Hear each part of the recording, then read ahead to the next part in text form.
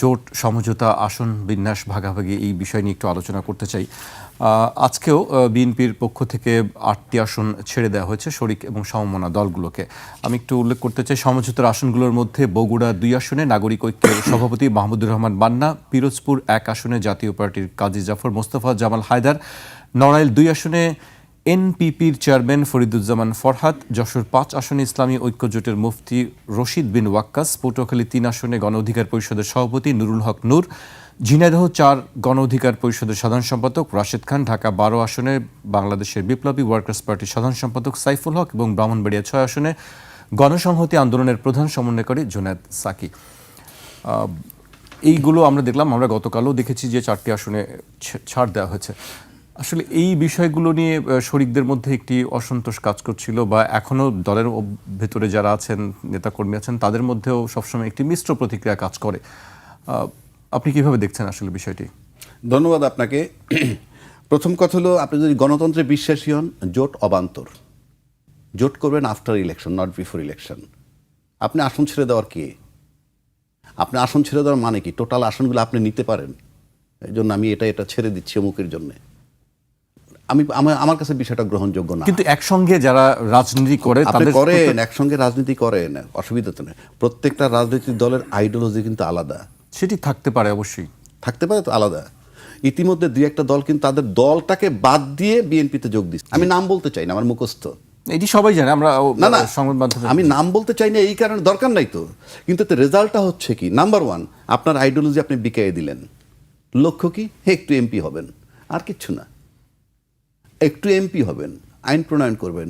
শুধু আইন প্রণয়ন করাই, এমপি হওয়ার পর যদি শুধুই আইন প্রণয়ন করতো, এটাই যদি কাজ হইতো, তাহলে ৯টা ৫টা কেউ অফিস করতো না পার্লামেন্টে। কেউ করবে না, আমিও করব না। কারণ ওটা তো একটা বিশাল দায়িত্ব। ওটার জন্য আপনি কয় টাকা বেতন পাবেন? একটা ফুল প্লেজের লয়ার যে মাসে ১০ লাখ ১৫ লাখ 20 লাখ টাকা রোজগার করে, একটা গরিব মতো যে ৫ লাখ করে, পার্লামেন্টের বেতন আপনার ৫ লাখ নাই, তাহলে আপনি ৯টা ৫টা অফিস কেন করবেন? নো ডাউট অ্যাবাউট ইট, এর সাথে প্রচুর টাকার ব্যাপার আছে। আজকে মার্কিন কংগ্রেসম্যানের দেখলাম ৫ জন একটি চিঠি দিয়েছে প্রধান উপদেষ্টাকে। সেখানে বলেছেন সব রাজনৈতিক দলের অংশগ্রহণের কথা তারা বলেছেন। ভালো কথা, ভালো কথা। আমি আই ডু এডমিট, ভালো কথা, করুক, সেটা পরে আসছি। তাহলে আপনি যখন দলের প্রতীক ছাড়া নির্বাচন করবেন, বিএনপির দল ছাড়া, মানে ধানের শীষ ছাড়া, আপনি নিশ্চিত ফেল।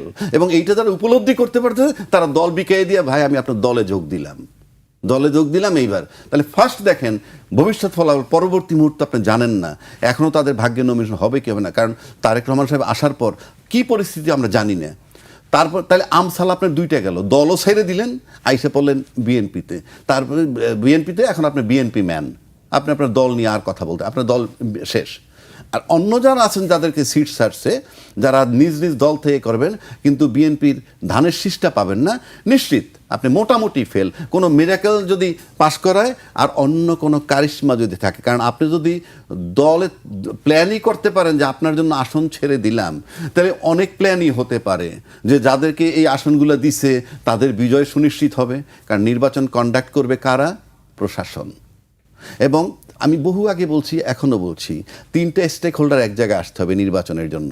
সরকার এবং প্রশাসন, এটা বড় স্টেক হোল্ডার, তারপরে রাজনৈতিক দল। আর রাজনৈতিক দল হিসেবে আপনি বলতে পারেন বিএনপি, জামাত, এনসিপি, এরা বড় স্টেক হোল্ডার, ওগুলো তো লিস্টের বাইরে। তো এই স্টেক হোল্ডার যদি একত্রে, তাহলে সমঝোতা অনেক কিছু হইতে পারে।